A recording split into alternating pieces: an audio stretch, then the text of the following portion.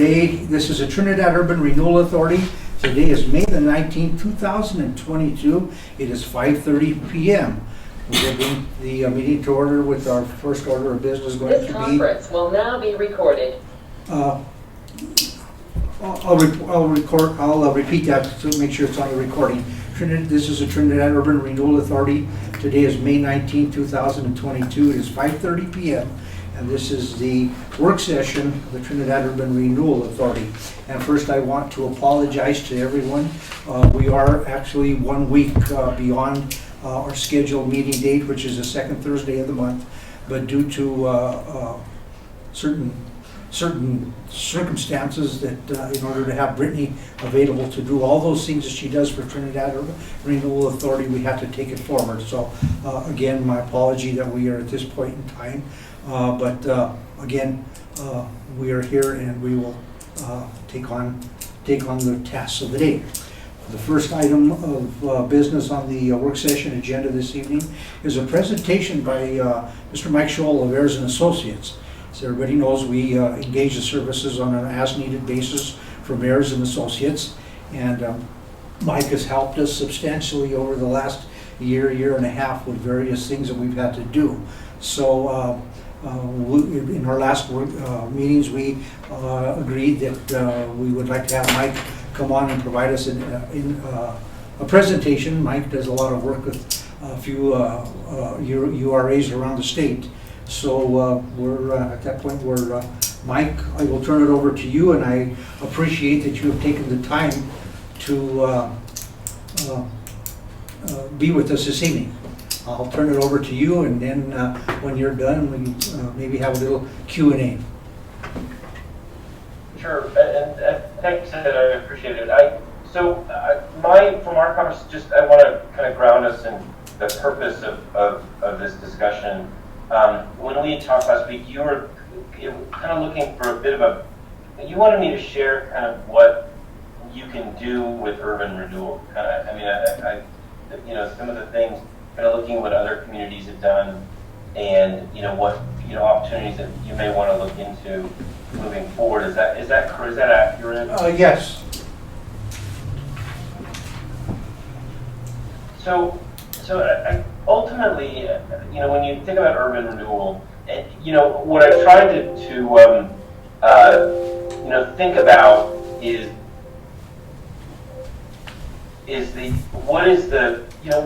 when it comes to kind of in the big picture, what is the swim lane that kind of the urban renewal kind of lives in, and what are the areas where it works, and really ultimately, the purpose of an urban renewal is to support redevelopment and revitalization, and cure. From a legal perspective, it can cure the conditions of blight, which are very broadly defined. Everything from functional obsolescence, to environmental, any environmental conditions, and among other things. So, but it's also been used, particularly kind of in older areas. It's a way to kind of stimulate investment in older areas. Obviously, Trinidad is an old city by Colorado. Oldest, I think, one of the oldest in Colorado. You have a lot of older buildings, and it's an opportunity to kind of raise those design standards, and make sure that kind of the buildings get redeveloped in a way that is consistent with the building fabric and the community values that exist in Trinidad. But you can also use it to do other things too, like streetscape improvements, utility improvements, and cure more broadly cure any environmental conditions that occur. And also, am I echoing or anything? Can you hear me okay? He was just turning up the volume on our end. Oh, okay. Sorry about that. I went through, and I was looking through some of the kind of buildings and from when last time I was visiting there, and different opportunities. And I think, when I look at Trinidad, particularly in the downtown and the core area, there are some buildings that could certainly use some investment and some some, I don't know how to, that are in need of revitalization, I guess, put it that way. And so I do think you have opportunities. You have quite a few opportunities. The challenge is kind of identifying what those are and working with willing property owners and developers who are interested in making that investment. I wanted to just share with you kind of the project I did that I'm kind of most, I think, known for professionally in Loveland. We called it the Foundry redevelopment. The Foundry was, Loveland does bronze. It's known for its bronze foundries that are located in the city. Actually, not too far from here, and the artists that have kind of located there, and so it's kind of branded after that. But we built a parking garage, a public municipal parking garage, a hotel. It's a 104-room Marriott hotel. You can see that kind of in the back of the picture. There's 155 units of housing, 15,000 square feet of commercial retail, and a 7-screen movie theater. And the other thing too is in the center there's a public plaza space that's been used extensively now for community events. That's managed through the Downtown Partnership, which is a function of the urban renewal. And the way we did that was in collaboration with the city.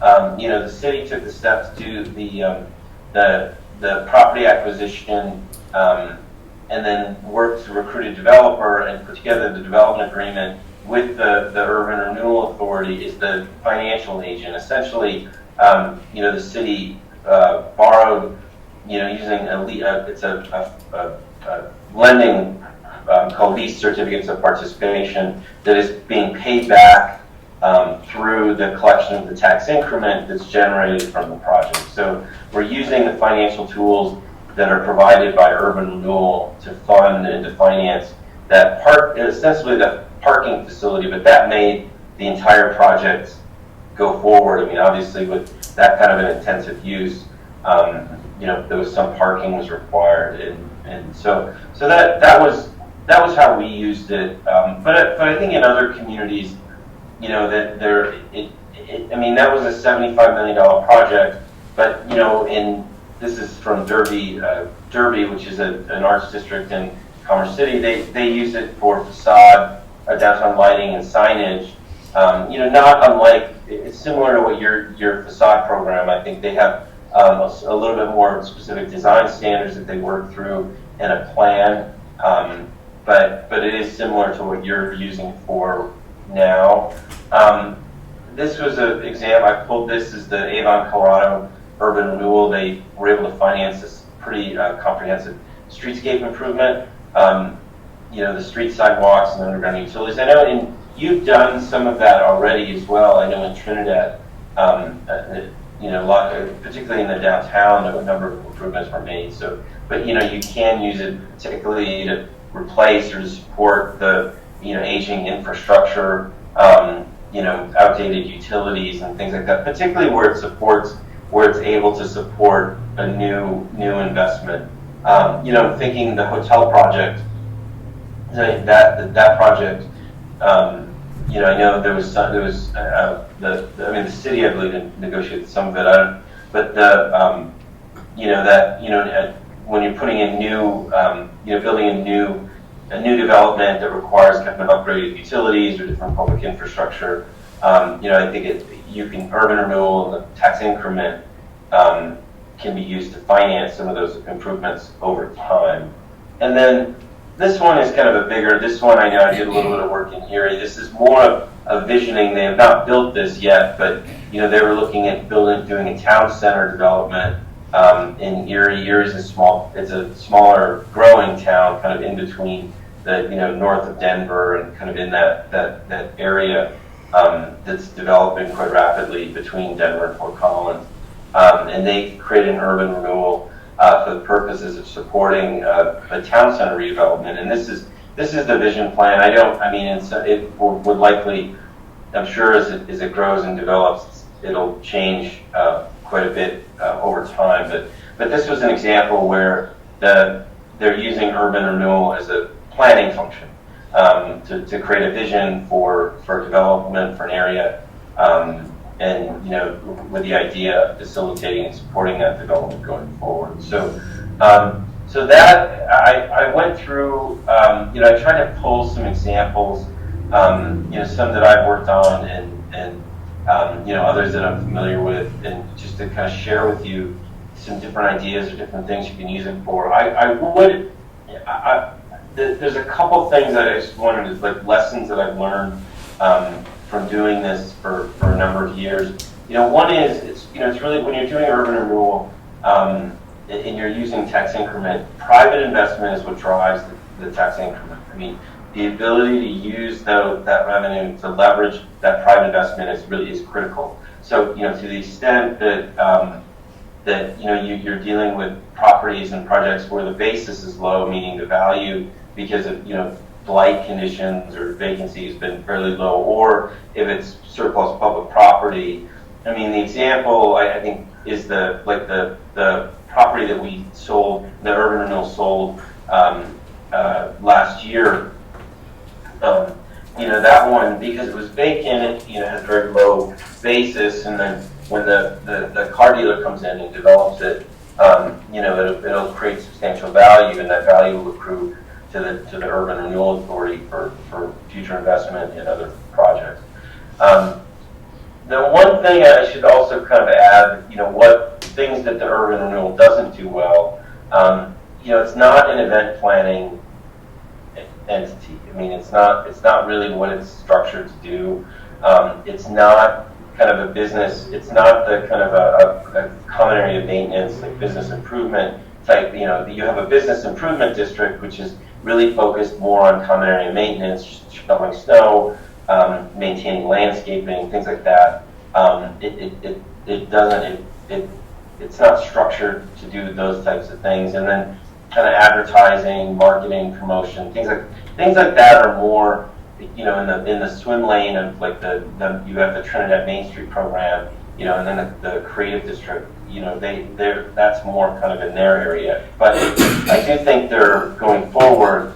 One of the things that I've observed is there are opportunities to partner with those entities to where there's some shared goals. I mean, particularly around housing,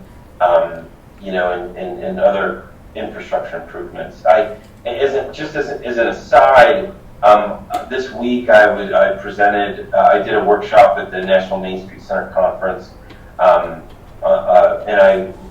the Colorado Main Street people were there, and including some folks from the Trinidad Main Street program, and I spoke with them. And I know that there's an interest in kind of working with the Urban Renewal Authority on some kind of shared goals and projects. So, I think there's some opportunities there, based on based on some shared interests. So, so that is I hope that it's useful. The one other thing I wanted to add too is, urban renewals they're functions of they're municipal functions. So they're really functions of the city. And so I think it's important, when you're looking to kind of do investment or looking for projects, that you really have to work very closely in hand in glove with the city and with their efforts to attract and to promote investment. So I know that there's a lot of opportunity. I mean, there's a lot of opportunity in coming in to Trinidad. Kind of how you kind of direct that and to make sure that it's in the best interest of the community, and you're fiscally responsible and reflects the values and the vision of the community. I think is really important. So I'm kind of talking fast and going through went through kind of a lot of different concepts, but I wanted to just pause for a second and see if there were any questions or comments or thoughts or before I keep going. Well, Mike, you and I got to visit. Actually, you made a visit to Trinidad last October, and we got to do Yep. I took you on somewhat of a whirlwind and brief tour of Trinidad, and what was you know, what we had going on, and we've done a little follow-up since then, but not much. So, you got to visit and see Trinidad firsthand, and, you know, what, you know, you do, you know, it's your feeling that we do have some great opportunities out there. I guess it's just a matter of attracting some qualified and interested investors that would partner to be able to do some revitalization, if you want to call it, some work to some of the aged and decrepit properties. Yeah. I think the one thing that you have in Trinidad that really not very many, and I would probably count them on one hand and have fingers left over, but the one thing you have in Trinidad that no one else has is you have really great building fabric. I mean, your building inventory is just enviable. It's historic. It has a lot of character. And I think, like, I had the image of the one building that that I shared in the PowerPoint presentation, and I believe that owner, she was on the Main Street board. I believe that's her building. I might be mistaken. But she asked me. She said, I've got this building and I've got like 20 some units.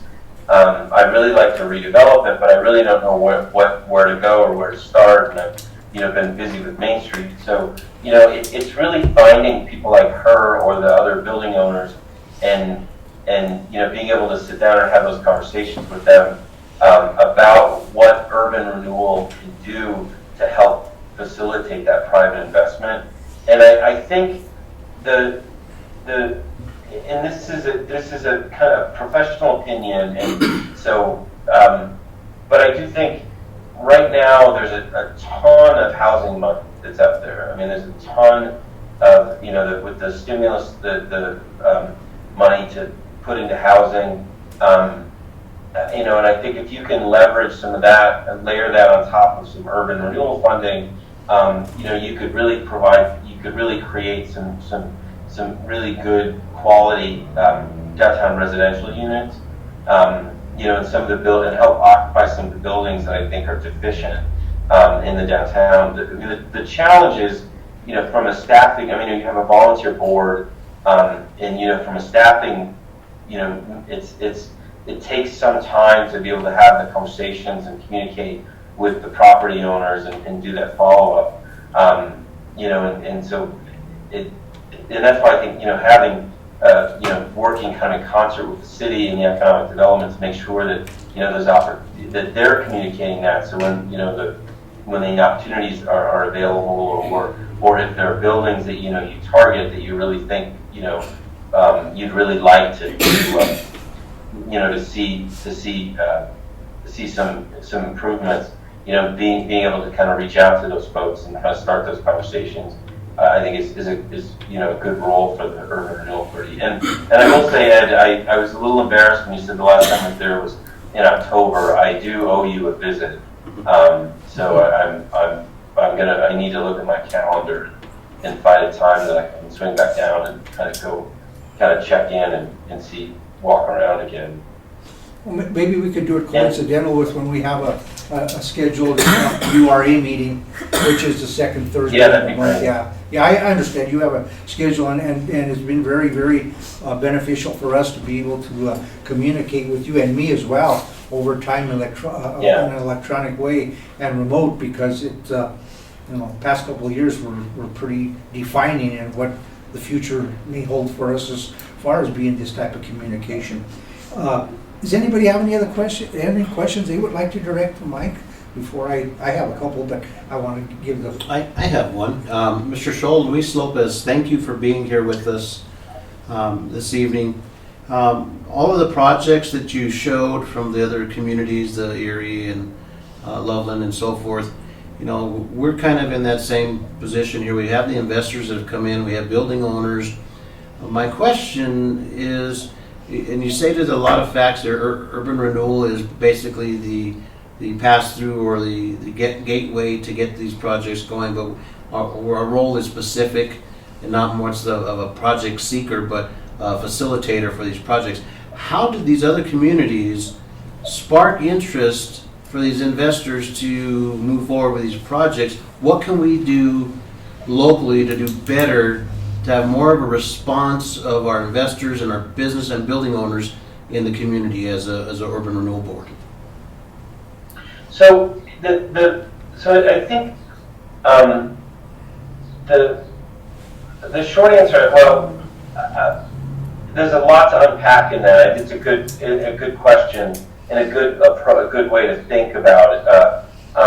I think investment. What I always say is investment follows vision, and I think part of I think the challenge with the urban renewal is really to understand, be able to define what it is you want. I mean, and it doesn't have to be specific. I mean, what I'm saying is, what are the elements of the development projects that as a board and as a community, you really think are most important? I mean, is it residential? I mean, I would kind of pose that question. I mean, right now, residential there's a huge demand. At the Main Street conference I was at, the national speaker came out and she said, my advice, she had some 9 different points, and she said, in downtowns, whatever you think you need for housing, double it. Just because of where the demand is going, and so I think, trying to be able to identify what those are. I mean, is it more retail? I mean, do you think? I know you have the streetscape and the sidewalks are in fairly good condition. So maybe that's not as big of a priority. Or is it part? There's like the park or some other amenities that you have been contemplating. But what are they? What are the things that I think? If I'm a developer and I came into you and I said, okay, I really like Trinidad, I want to invest. What do you want me to do? How would you respond? And I think that having a kind of a clear vision, for development, I think is really paramount. The other part of it, and I think when I could share kind of my experience in Loveland, and I know working with the folks in Erie and some of the other communities, I mean, having some presence on the ground, and I know I'm not, and I'm just to be quite candid, I don't know that I'm in a position to kind of provide that level of service.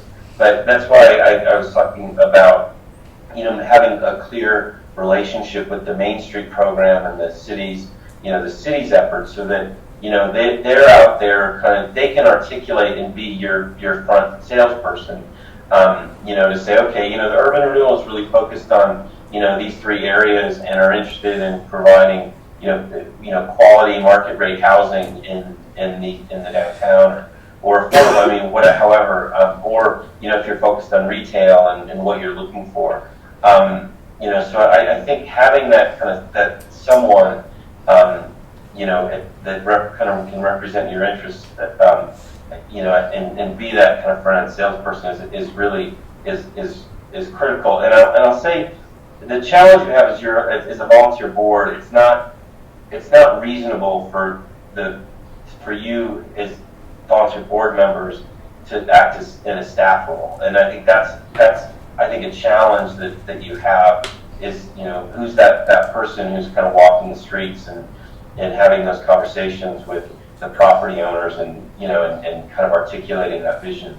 So and like I said, I can help with some of it with specific kind of identifying projects and having those conversations, but I'm no substitute for someone who's kind of there on the ground on a day-to-day basis. So I think that's kind of how I would approach it. I mean, I think the one I wanted to kind of have a conversation with Ed about the property owner who I ran into at the conference, who was like, I want to do so, I just don't know where to start. And so, having those conversations, because it does take time. So I think getting into those conversations early, and being opportunistic. I want when somebody's ready to move, I think is important. I kind of bounced around a bit, so I hope that was helpful. No, thank you. You covered it very well. Commissioner Bowe, No questions at this time. Commissioner Leone. Oh, I have millions of questions, but I don't know where to start. No, I thought that was really helpful about the clear vision. I don't know how much TURA could do with it. Microphone down. I don't know how much TURA could do with it. Like a lot of this, we'd have to almost go through the city to do anything. Am I right? You know, not so much. I mean, in terms of creating a vision, I don't think that you need necessarily to go through the city, but I do think it's important that you have a good, strong working relationship or collaborative relationship with the city and with the other organizations too that are kind of adjacent to where because the Main Street program in the city, they don't have access to tax increment. They can't do long-term financing. They can't do redevelopment to the level that you can do. And because of that, I think it's important, that they recognize that you are a strong tool and a partner in helping to achieve some of the broader community goals. But within that, I mean, understanding, what it is, I think as an urban renewal board, where it is that you really want to, make those investments and get that, and I should say, again, I'm bouncing around a little bit, but get the input from the city as well, and from, what do they think? What do they see? Do they still see housing as a priority, or is it retail sales tax, or do they have something else that want to have a commercial, more of a commercial district? I kind of think that making sure that they're bought into the broader vision is really important, because I think they're on the front lines of some of those kind of discussions, and I think as they come up, I mean, they should be bringing you in as well but I do think I'm making a very long answer to a short question. I do think that as a board, it's incumbent, and I think it's within your purview. You have the authority under state statute to do planning efforts, and I'm not suggesting that this is really extensive, but I think to the extent if you can identify the 2 or 3 things and maybe some projects that you really want to focus on, I think that'll help kind of create that'll give you some a path, a little, you can start to the path forward, to what you can do, and start to appear, I think, a little more clear. Thank you. Thank you. You have some more? No, that's fine. Back to me. Mike, last week I had the opportunity, it was the 11th, whatever day that was. I sat in on the monthly URA meeting that DCI conducts. There were a couple of the presenters on there. There were several presenters, and I don't remember if it was Tony Chacon from Longmont or Jiraiya from Colorado Springs. But they did mention that that one of the things that would, to collaborate with the city. I mean, that's one of the things that we need to do, is collaborate with the city on those things, on what the projects that we're going to do. Now, the URA plan for the city of Trinidad, when we were revitalized, basically mentioned the core commercial district of the city. So that's where we would basically be. But there are also situations where when you mentioned, and we've talked about it a little bit in the past about the housing, I think that's one of the things where if we were to want to be able to take it out there, that would sort of have to be, and again, by what I heard in the conversation last week, and I didn't get to maintain the whole hour because I had an unexpected client come in, but they said, if you want to go beyond that, you would basically the governing board of the city would request or direct your urban renewal to maybe branch out and go in the direction of housing. So I'm just sharing what I think I heard last week. Well, I think that I brought up housing multiple times. I think it's within your state statute, to promote housing and and so, but I think that particularly in the traditional center, the older historic center, it lends itself to more mixed use. So you're going to have the housing above and commercial below, and because the market is there, I mean the demand for housing is so strong. That's what you're generally, right now, I think you're most likely to get from developers. And I think with the funding that it's the incentive, it's IHOP, which is the Incentive Housing Opportunity program that with the state, that the city needs to, the city, if they can apply for some of that funding, you can pack that, with some urban renewal fund, TIF funding, and really make some projects happen. And that's why I think, I don't know what, because I apologize, some of this stuff got a little garbled. I know you were at the DCI conference, you spoke with the Longmont, Colorado Springs, and they didn't say not to do housing, because they're both doing a lot of housing right now. I quite a bit. They didn't say not to. I mean, that was part of the conversation. They were just talking that, that the URA should should collaborate with the governing board of the city to make sure that we're, going through with some of those thoughts and desires that they have. And then and I'd say, I don't know if I didn't hear it in the actual conversation, but I know it's out there, that if the concentration or one of those things that we want to do beyond what the plan would have, that it would come probably at the request of the governing board of the city. Yeah, and that's it's I think it's political. I mean, obviously there's policy issues, and you have authority under state statutes. Sure. And there's other, having been a practitioner, I mean, I know that there's a political concern, making sure you maintain good relationships with your public partners is that's important. So I mean that's why I earlier I said it's important to make sure that the city is supportive and you're collaborating. I also think that they need to collaborate with you too, and so it's not just they should be bringing you in early on some of these projects and making sure that you're informed and prepared. So I the little bit of editorial commentary, but Sure. I appreciate but yeah, I appreciate that. Anybody else have anything they would like to ask Mike? Anything more you'd like to give, Mike?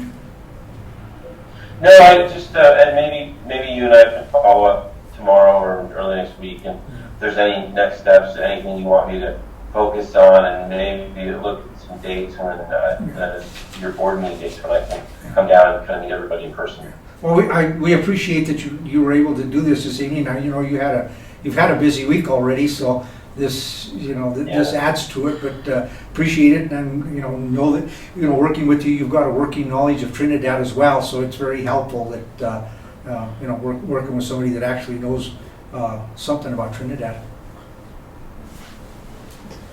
Cool. Yeah. Thanks. Thank you, everyone. Well, thank you. We appreciate Mike. it. And Thank you so much. Thank you, sir. hope you have a good rest of the evening. Thank you so much.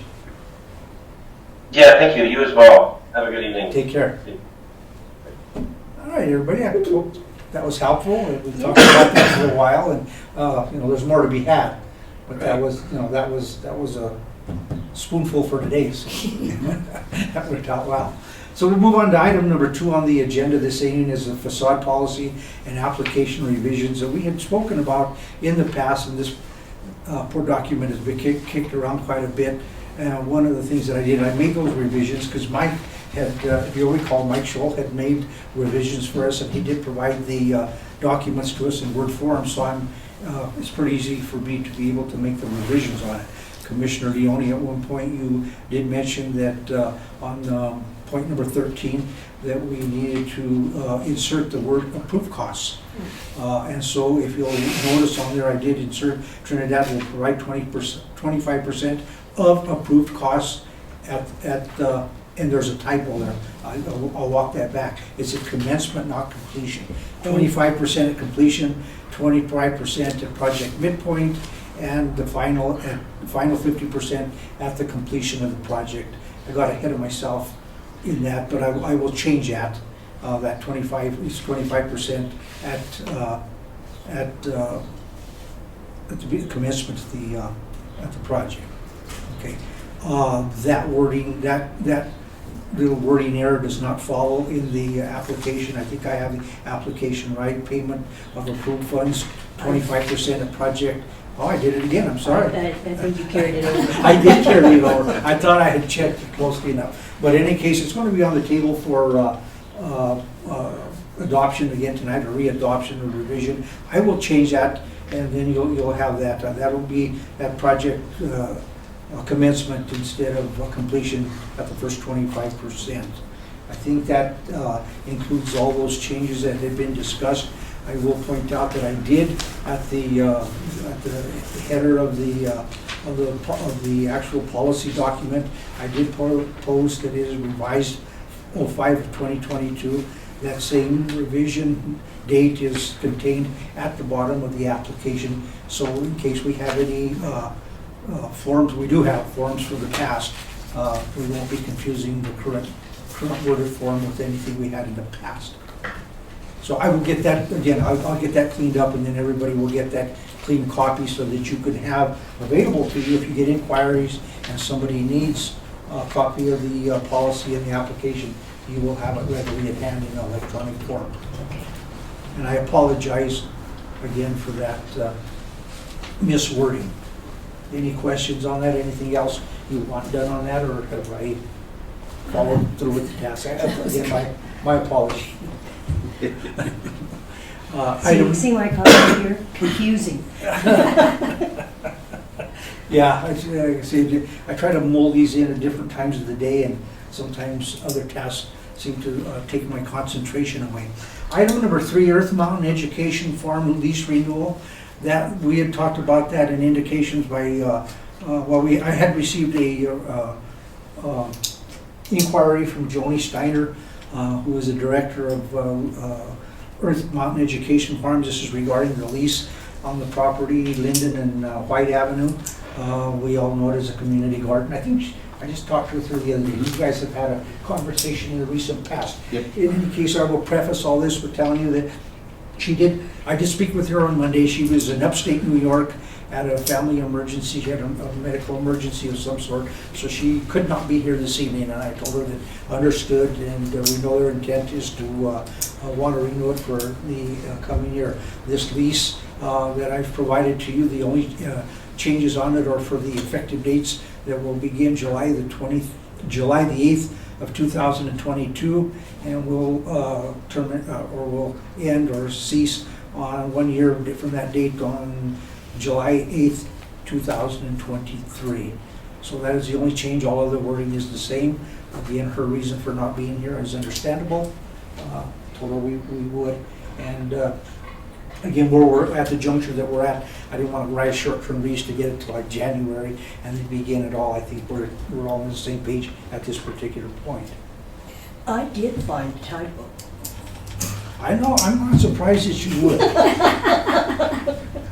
Well, where is it? It is on page 1, B1, property as set for above, and I believe that should be 4th.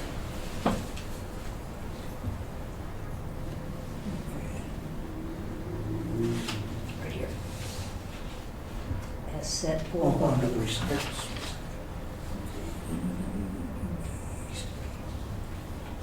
That's it. Yeah, okay. Yes, T-shirt, I'll do it. Yes. I have another question. I don't remember. Does the city pay for the water that they Yes. use? Right.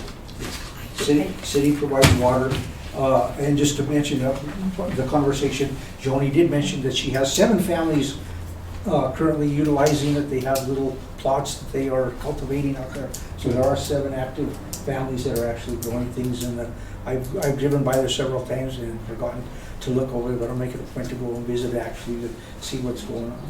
And I did have a conversation with her regarding different options that she might want to look at if she doesn't happy with the current annual lease to July because the growing season starts in April. I said, there's some options you can do, but you need to bring that before the board. Yeah, I and you know, actually, she at one point did bring that up, and like I say, just with the absence and the limited time that I have to get it done, so, but, you know, we'll get it there, and if anything, if we need to do that sometime after the growing season, we can make that revision and get it to where it falls, so that there's no question at the time that they begin If planting. they haven't leased it, yeah. Okay, so I will get that corrected. Again, it's on the table. It'll be on the regular agenda for adoption or acceptance tonight. It'll be, you know, mentioned, whoever brings it up, subject to that change. And again, my apologies. I thought that that correct would bring it up. Correction and fix it. Item number 4, just again bringing it up, we do have 3 vacancies on the board. And so anybody that you know may be interested, there's vacancies. I did approach David Brack, and he told me to leave. But I do have somebody I am talking to. Okay. And I have mentioned it to a few people, and one of them's here tonight, Mr. Pat Howlett, so he's probably just sitting in, listening on what we do here, so thank you for coming. Thank you. It's support work you do. Yeah. Yeah, I didn't think you'd get a warm reception from Davey. He's a tired old man. I'm sorry, and so am I, but I haven't given up yet. Okay, item number 5, items for future work session discussions. Well, I've got a bunch now that Mr. Scholl gave us some Okay. ideas. Possibly having city officials that are 1 or 2 at our next meeting, whether it be Mr. Valentine or maybe the mayor. Okay. Kind of what was discussed tonight on us creating a vision. Yes. What the vision, the city kind of would like to go, maybe your wife as well, and what their insight is to give us a little bit of insight so we can kind of get on the same page. Right. I think that would be something that's important to look at and have just a small discussion on. I agree. I think a clear vision is the perfect way to go. And then the next step would be, probably not for the next board meeting, but in a future meeting down the road, once a vision is set in place, we invite possibly the property owners who invested money in this community to share that vision with them. So maybe entice them to, all right, well now there's a game plan. Maybe I can put some money involved in this. And also the contractors that are in the community. So, And the Main Street. the Main Street. Mhm. So, if we reach out to them, but we have to first start with that vision, I would think. I agree. And we have to define ourselves as well. Right. So when we start that process, because, I got jealous hearing all of the projects up north in Erie and Loveland, and, Loveland, I love that little community, it's great, but to see all that activity up there, we could do that here.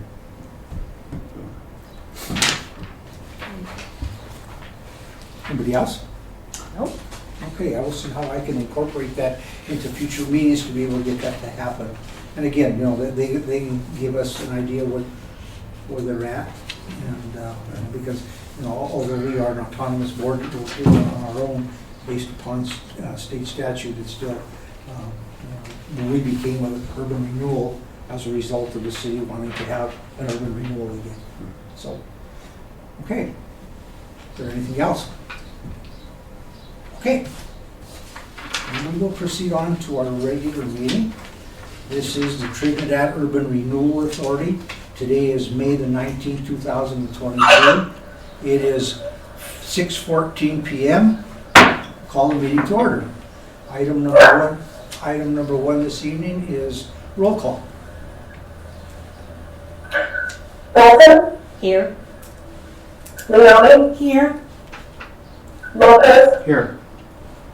Gregor. Here.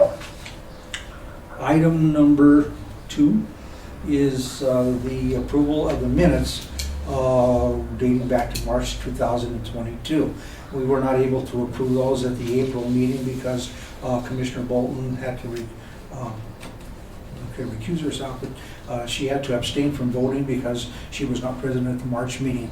So those 3 of us that were present at the March meeting, we will consider those this evening. So is there everybody was provided with an advance copy of those minutes for review twice, actually. Is there a motion? After reviewing them twice, I will make the motion to approve the minutes of March 2022. I second that. There's a motion and a second. Questions or comments? Roll call. Olson, Abstain? Leoni, Yes. Lopez, Yes. Grego. Yes. Item number 3, approval of the minutes from the April 2022 meeting. Again, advance copy of the minutes was provided with the agenda packet that was sent out previously on the first issue. Is there a motion? Motion to approve. I'd make a motion to approve the minutes of April 14th, 2022 as presented. Second motion. This motion by Commissioner Bolton and a second by Commissioner Lopez. Are there any questions or comments? Roll call. Olson, Yes? Leoni, Abstain? Lopez, Yes. Grego. Yes. Item number 3 on the agenda this evening is the acceptance of the financial report. The information was provided in the packet, and that information is the most current through April 30th, 2022. Everybody has that copy of it. Is a motion, please. Motion to approve. I'd make a motion to approve the financial report. Is there a second? I'll second that. A motion by Commissioner Bolton and a second by Commissioner Leoni.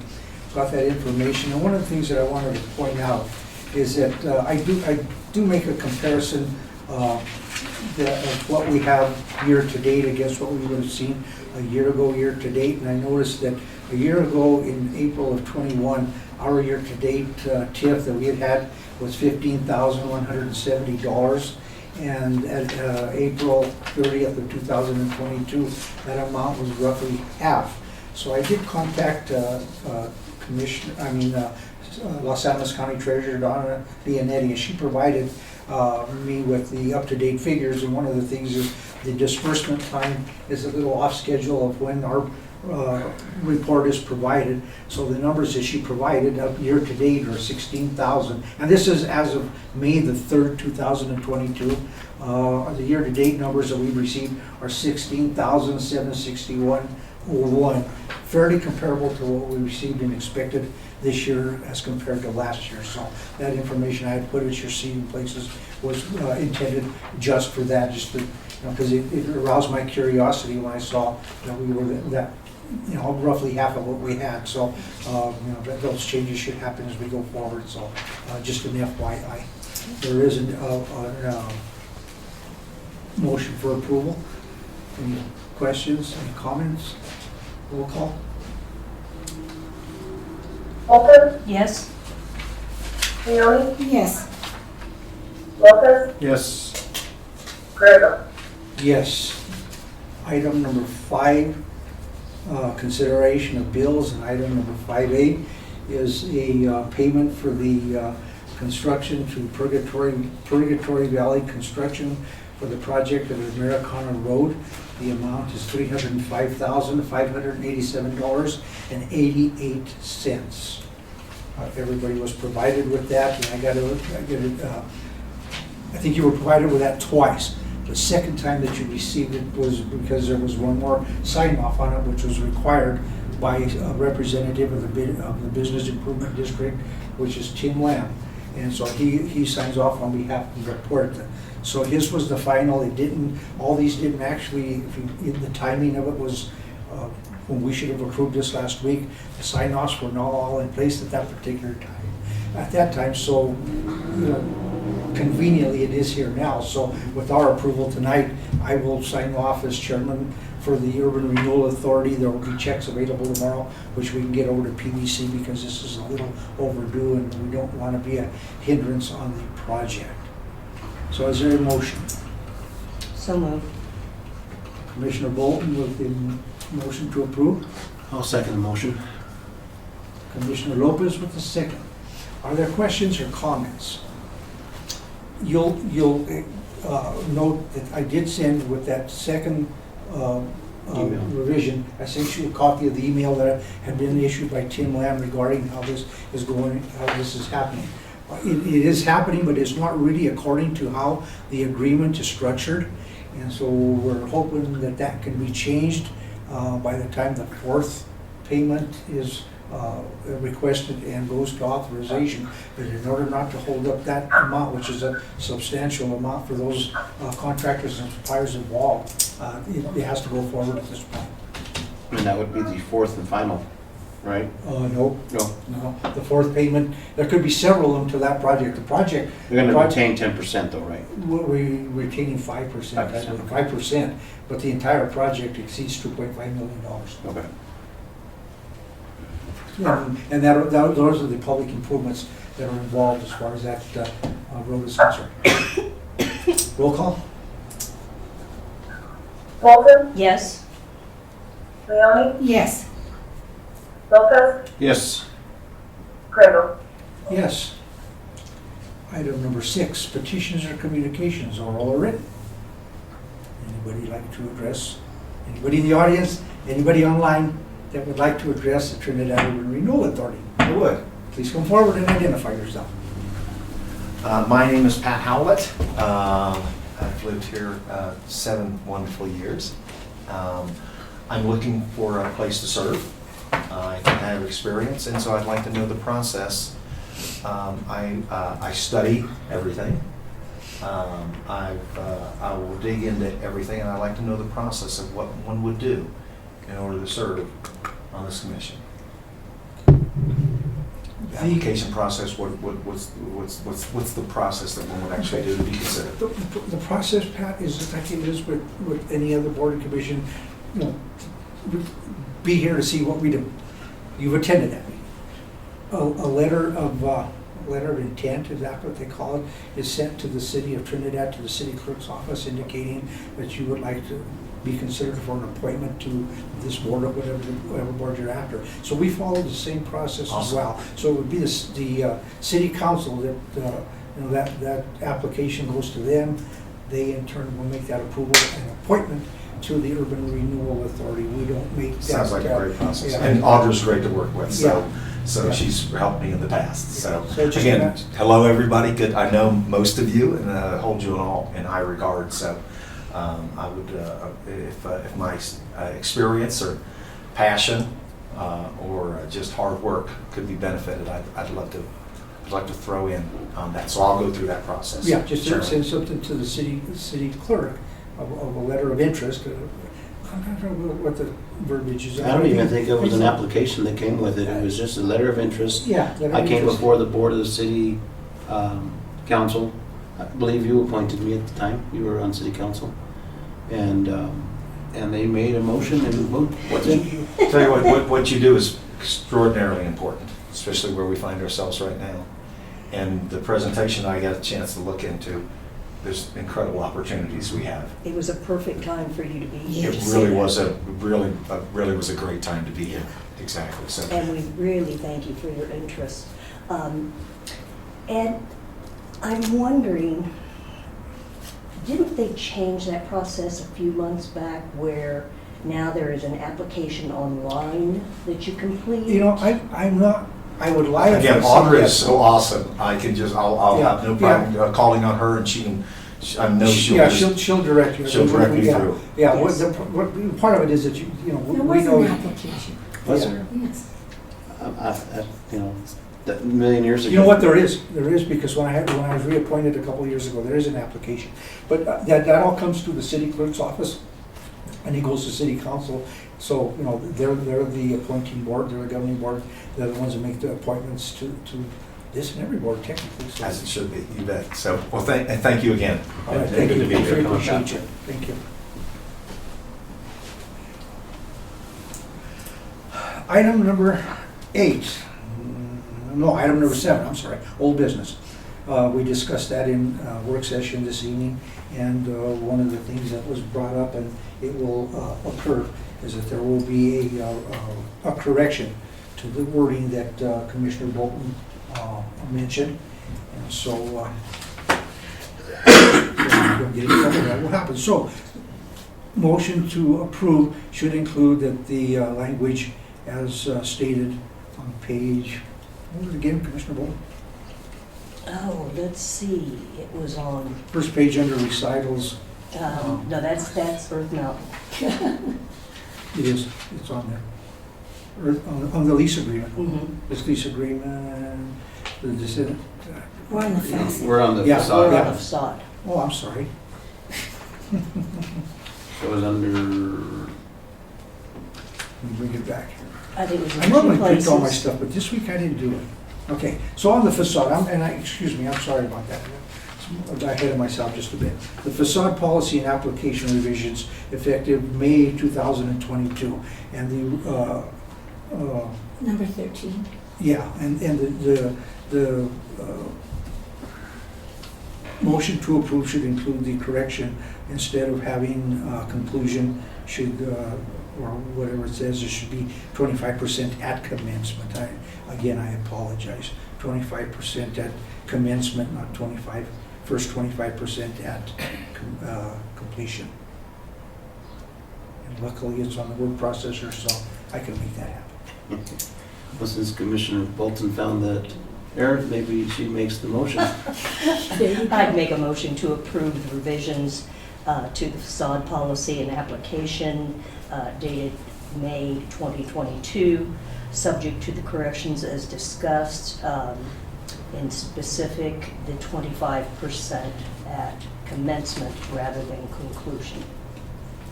I will second that. Motion in a second. Motion second, I'm sorry. Motion by Commissioner Bolton and second by Commissioner Leone.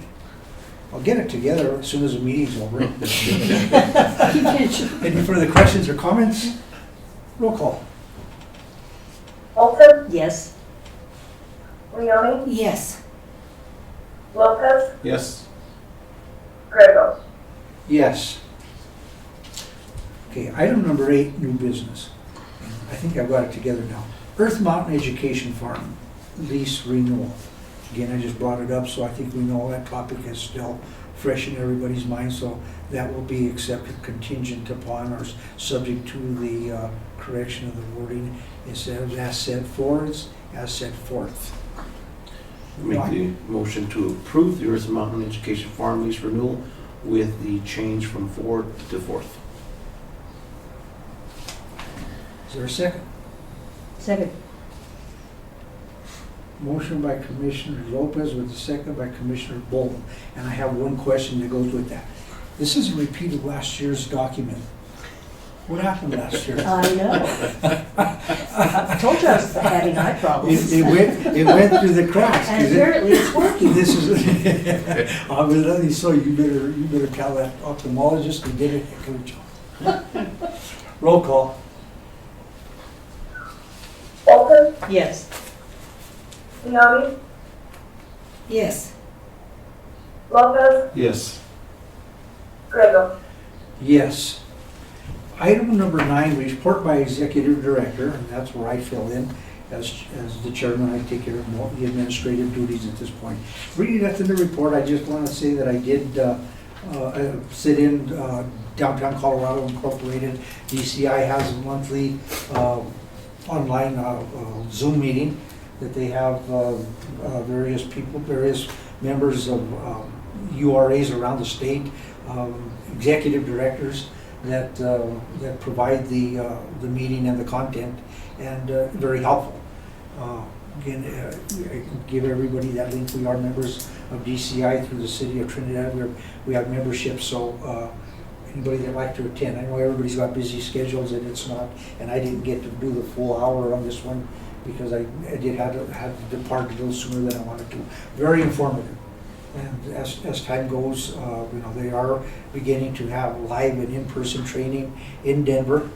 And so if anybody has that time available, we do have that as part of our budget. We do have education and training available. So if anybody wants to go to those, every once in a while there are outreach that is provided. Pueblo more than once a year provides some seminars and workshops, so easily traveled. The last one that they had happened at the time of a snowstorm. They changed it to Zoom, and they were able to conduct it. They conducted a 3-hour session. Actually, they condensed it from 4 to 3, saved everybody mileage, and were able to accomplish it on Zoom a lot quicker. So it is available. Again, everybody has busy schedules, but if you can do it, it is very, very informative. That's all I have to mention this evening. Any commissioners? Oh, I'm sorry, that's all I have. Item number 10, reports by commissioners. I have nothing. For once, I don't have anything. I don't know what's going on there. Well, I did get put on the front range passenger So that road. is in the newspaper. Yeah, so now that I have Senate approval, so I am your new representative for South Central Council of Governments Now for we have to passenger do road. this to you, right? Well, congratulations. One more meeting a month, but this one's in Denver. We have to go to it. There's no Zoom on that. They are, as we're working through the bylaws and stuff, so the Southwest Chief is no longer viable. That board has been dissolved. So the Front Range Passenger Rail will take over all that, so. If you have any questions or concerns from your residents in the county and the city within the 5-mile radius of this district of I-25, please send them my way. We know we are in You good man. hands with you. You the man. What's that? We know we're in good hands with you. Thank you. All right, anybody else? If not, we move on to item number 11 tonight, which is a motion to adjourn. So moved. Is there a second? I will second that. Commissioner Lopez beat you to that. Motion by Commissioner Bolton, with a second by Commissioner Lopez. Any dissenting votes? If not, we will call this meeting adjourned at 6:32 PM. Thanks, everybody. Thank you, everyone. Thanks, Pat. And